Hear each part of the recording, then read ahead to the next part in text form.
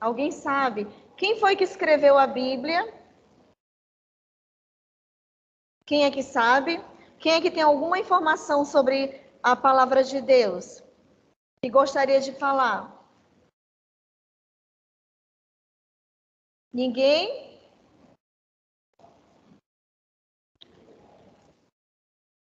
Deixa eu ver aqui, vamos lá. Ela foi escrita pelos homens, certo, Felipe Gabriel? Ela foi escrita por homens que foram, não foi só um homem, tá? A Bíblia, ela é, mesmo que a gente chame assim, único livro, né? A Bíblia, na verdade, a palavra Bíblia significa uma biblioteca, uma coleção de livros. Hoje nós encontramos assim, ó, esse modelo aqui, essa edição, né? Como um livro, só que na verdade ela não foi escrita assim, né? Assim como nós estamos vendo hoje. Aqui é uma versão mais moderna. A Bíblia ela foi escrita há muito tempo atrás. Ela foi escrita por diversas pessoas, inspiradas por Deus, em diversos lugares, em épocas diferentes, tá? Ela não é um livro que caiu do céu, mas ela foi escrita por homens inspirados por Deus, que escreveram a história do seu povo. Então, as histórias da Bíblia, todos esses livros aqui, os escritos, nós vamos encontrar, né? Todos aqui nesse livro, que é um livro não de história, mas ele tem alguns fatos históricos, mas é um livro, sobretudo, um livro de fé, onde um povo contou a sua história, registrou a sua história de fé, que é um patrimônio para toda a humanidade, não só para aqueles que são cristãos, né, ou judeus, mas para todas as pessoas, por causa dos ensinamentos preciosíssimos que ela contém. Então, eu gostaria de convidar vocês, primeiro, para que a gente pudesse ver no início, em Gênesis, capítulo 12, a história de um homem que recebeu a revelação de Deus.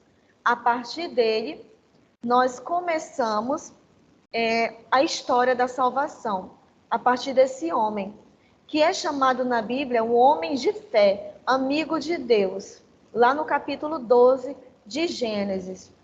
Um homem chamado Abrão, que depois se tornou Abraão. Ele recebeu uma revelação de Deus. Ele morava lá naquela região que hoje é a terra de Iraque, né? O país de Iraque. Então foi lá que começou essa história. Naquele tempo era chamado de Mesopotâmia. E foi lá que começou a história da salvação, onde Deus se revelou a ele. Então vamos lá ver um pouco dessa história agora, tá bom? Que eu vou colocar aqui para vocês.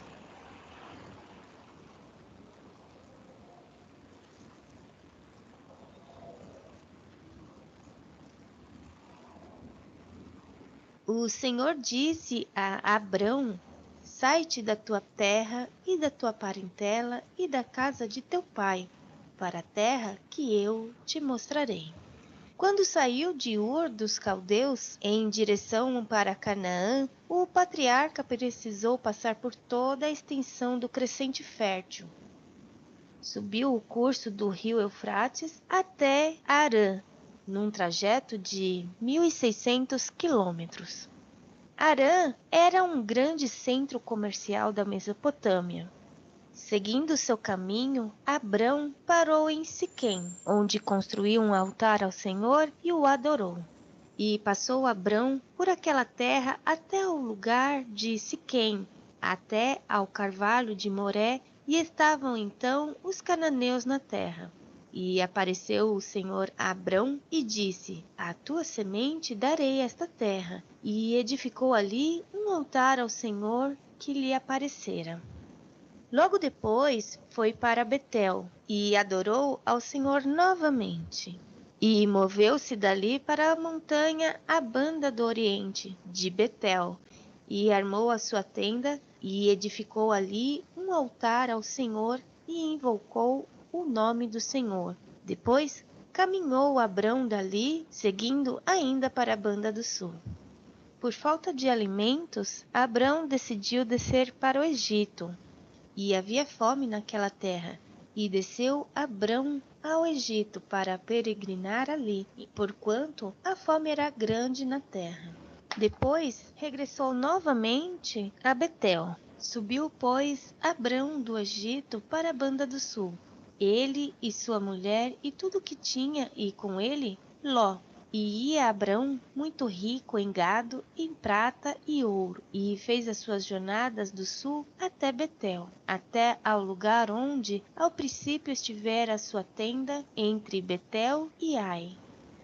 Em Gênesis 14, lemos a história de Quedar-Laomer, rei de Elão, que foi para a região sul do Jordão e, numa expedição militar, subjugou as cidades nas imediações do Mar Morto. Em virtude de uma guerra estabelecida entre os inimigos de Sodoma e Gomorra, Ló foi levado cativo com todos os seus bens. Quando Abrão soube disso, reuniu 318 escravos nascidos em sua casa, foi ao encalço dos 4 reis que haviam vencido os reis de Sodoma e Gomorra, mais os das cidades circunvizinhas, e os derrotou. Ele resgatou seu sobrinho, trazendo-o de volta com tudo que era seu. Ao regressar, Abrão encontrou-se com o sacerdote Melquisedeque, que era rei de Salém. Já em Hebrom, ocorreram os seguintes eventos. Deus fez um pacto com Abraão, o nascimento de Ismael, a destruição das cidades de Sodoma e Gomorra. O patriarca morou também por alguns anos em Berseba, em meio a ricas e abundantes pastagens e poços de água doce.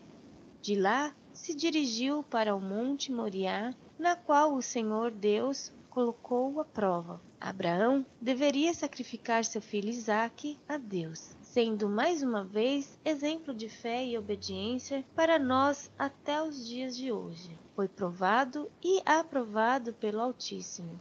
Além de Ismael, que era o filho da escrava egípcia Agar, e Isaque, que era o filho legítimo de sua esposa Sara, Abraão, depois da morte de Sara, casou-se com Quetura e teve com ela filhos, que são Zirã, Joquizã, Medã, Midian, Gisbaque e Suá. Ele entregou tudo o que tinha para Isaque, mas aos outros deu presentes e os despediu para o Oriente. Provavelmente Berseba e Hebrom foram os últimos lugares onde Abraão residiu durante os últimos anos de sua vida. Sara, a sua primeira esposa, morreu em Hebrom, e o patriarca foi sepultado no mesmo lugar, na caverna de Maquipela, ao lado de sua esposa Sara. Pronto. Então, nós vemos aí Gênesis capítulo 12, né? Aí nós vemos os chamados de Abraão. Abraão foi chamado por Deus para sair, deixar a Mesopotâmia e para ir por uma terra que ele tinha prometido para ele, né? Que era a terra de Canaã, que hoje é Israel, todo aquele território. Né? Então, Abraão, ele é considerado o pai na fé, porque ele saiu sem saber o que ia acontecer, mas ele acreditou na promessa de Deus, né? Que tinha prometido para ele 2 coisas que ele mais queria, que era ter uma descendência e era ter uma terra. Porque apesar de ser um homem muito rico, Abraão, ele não tinha um lugar fixo para morar e ele não tinha filhos ainda, apesar de ter 75 anos, de ter tudo, né, de ter uma esposa, servos, tudo o que ele queria, mas faltava essas 2 coisas, né? Uma descendência e essa estabilidade. E vocês viram que os primeiros, né, que pertenceram a esse povo de Abraão, juntamente com ele, eram nômades. Eles ficavam aonde tinha água, aonde a terra era boa. Então, por isso que eles vão peregrinar bastante, né? Vão para Arã, depois vão para Canaã, depois vão para o Egito, depois voltam. Então, eles vão fazendo esse movimento até encontrarem o lugar aonde Deus tinha prometido. Então, com Abraão, começa uma história de fé. Essa história que está aqui registrada no livro da Bíblia. Então, vai contando como esse povo que surgiu a partir de Abraão, como é que ele caminhou, como é que ele viveu, por que eles deixaram tudo? Por causa de uma promessa que Deus tinha feito. Então, Abraão não imaginava o que estava acontecendo, mas ele seria o pai de um grande povo, que hoje é o povo de Israel, o povo judeu. Então, é essa história, essa experiência de fé, que está registrada na Bíblia. Então, existe uma história da salvação, mas também existe uma geografia. Por isso que eu queria mostrar hoje, né, um pouco dessa passagem para vocês, mas também um pouco do que é hoje Israel. Aqui vocês vão ver, né, algumas imagens aéreas da terra de Israel hoje. Aqui vocês estão vendo o Mar Morto, né? Já na Bíblia, tinham registros, né, desse Mar Morto, lá no livro de Gênesis, capítulo 13, capítulo 14.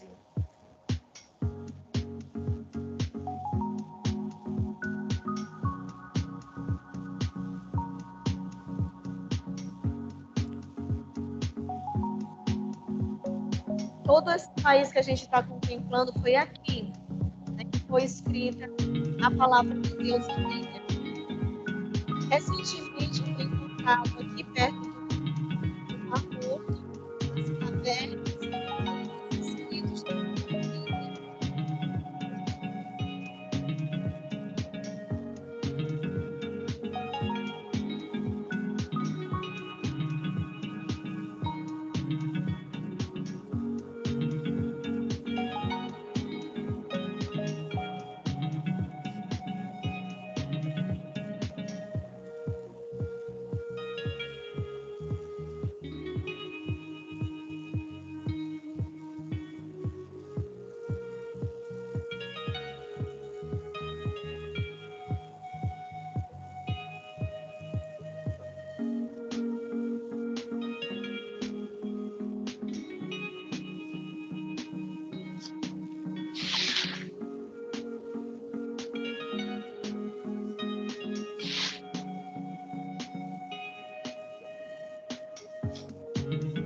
Aqui em Cafarnaum, a gente pode.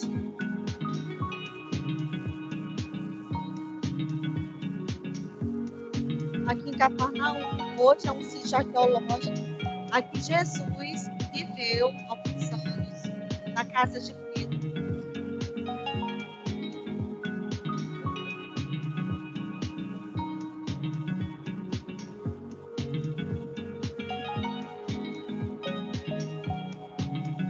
Aqui o Monte Tabor, lugar onde aconteceu a transfiguração de Jesus.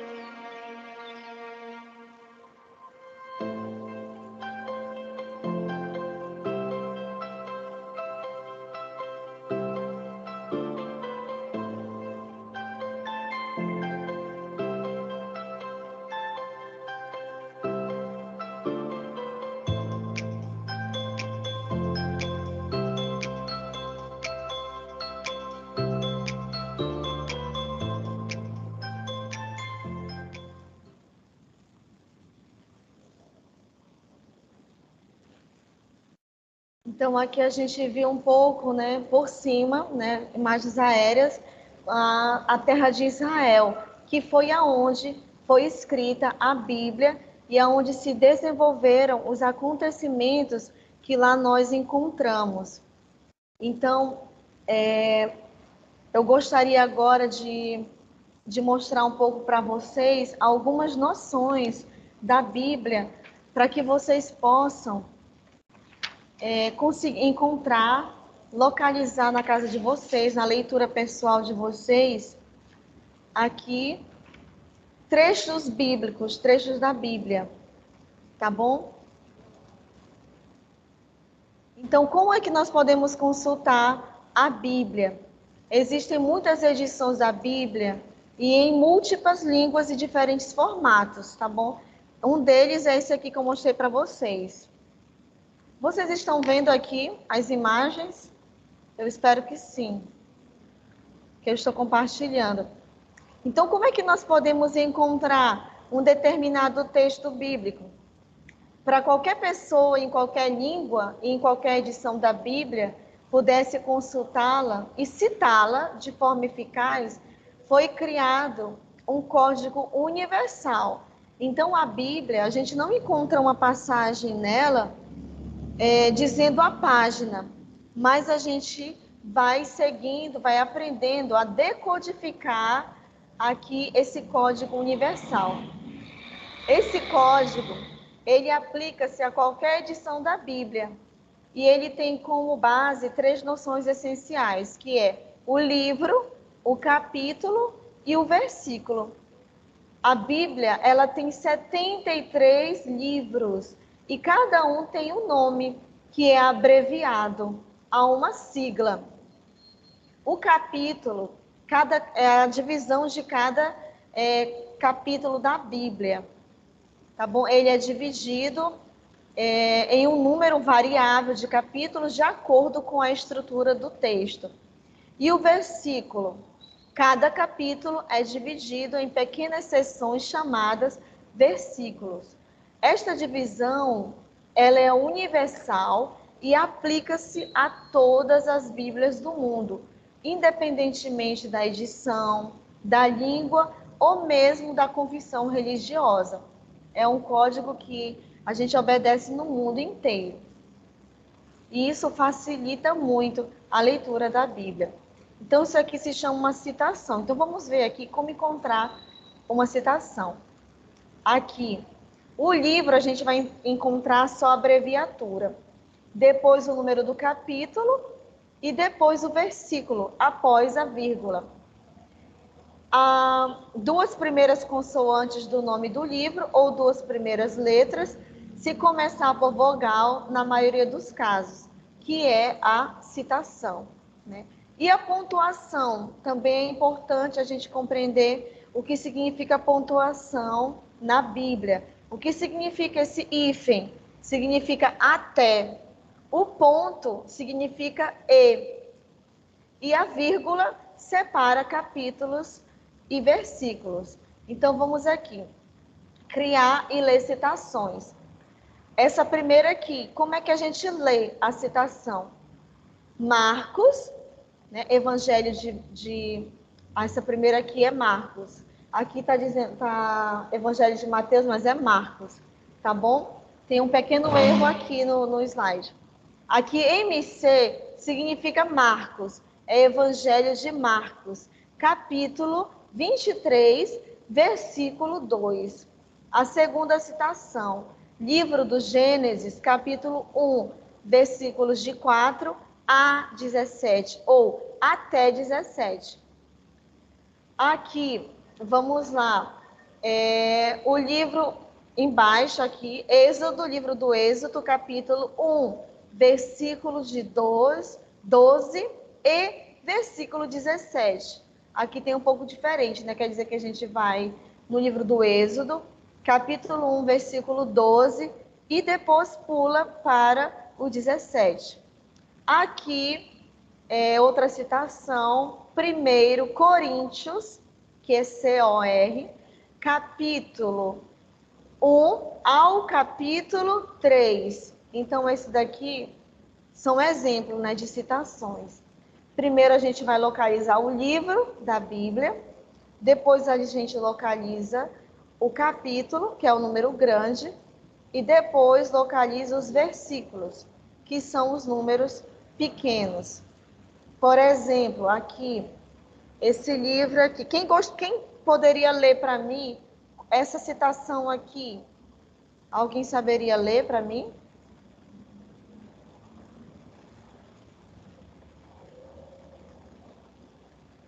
Alguém poderia ler? Qual a citação, irmã? Vocês estão vendo essa citação bíblica que eu estou mostrando? Hoje está aparecendo nada, não. Oh, pois olha, meu Deus, eu estava pensando que até agora que estava aparecendo tudo que eu estava mostrando. Vocês não estão vendo nada? Não. Meu Deus do céu, pois eu estava pensando que vocês estavam vendo aqui. Aqui eu vou, deixa eu ver aqui, tentar colocar aqui, peraí. Meu Deus, pois eu pensava que estavam vendo. Estão vendo agora? Pronto, agora apareceu. Ah, não acredito, oh meu Deus. Pois eu tinha mostrado isso aqui tudinho, ó. Ó. Como encontrar, mas vai ficar lá no material. Como encontrar, ó, vou voltando aqui. Nesse 1 minutinho que nos resta. Aqui eu estava mostrando como encontrar as passagens bíblicas, né? A citação bíblica.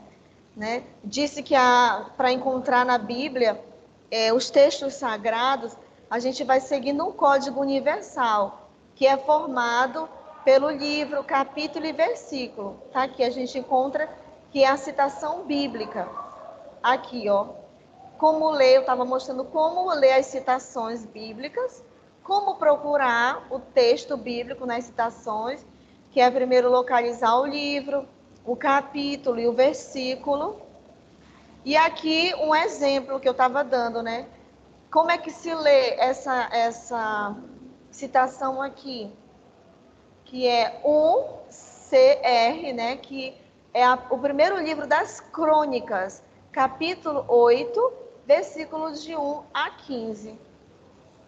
Aqui, ó, nome do livro, as Crônicas, o capítulo, que é o número grande, né, e o versículo inicial aqui, ó. Tá vendo bem aqui? 1 a 15. Então tá aqui. Essa citação aqui que eu tô mostrando, né, 1CR, é o capítulo 8, versículo de 1 a 15, é essa daqui, ó. Eu localizei primeiro o livro aqui das Crônicas, que é o livro do Antigo Testamento, o capítulo 8, que é o número grande, e os versículos de 1 até 15, bem aqui. Pronto, assim é para a gente encontrar. E aqui alguns exercícios, né, que vocês podem fazer em casa, para vocês procurarem as passagens bíblicas, certo? Mas como o nosso tempo terminou, na próxima aula que vocês vão estar presencialmente aqui, que nós vamos fazer, se Deus quiser, na sala de oração, aí a gente vai ter a oportunidade de manusear a Bíblia e de colocar em prática isso aqui, que a gente começou, né, aqui nessa aula, e vai continuar em todo o mês de setembro, se Deus quiser, tá bom? Então, quem quiser ler algum livro da Bíblia, se quiser começar, né, pode começar do Gênesis, quem quiser, mas nós vamos fazer um estudo bíblico nesse mês do livro do Evangelho segundo São Marcos. Então, nós vamos aprofundar esse texto bíblico, o primeiro evangelho que foi escrito, apesar dele não é o primeiro livro do Novo Testamento, mas ele foi o primeiro evangelho a ser escrito, o Evangelho segundo São Marcos. Então, se Deus quiser, a gente vai aprofundar esse livro nesse mês dedicado à Palavra de Deus, que é o mês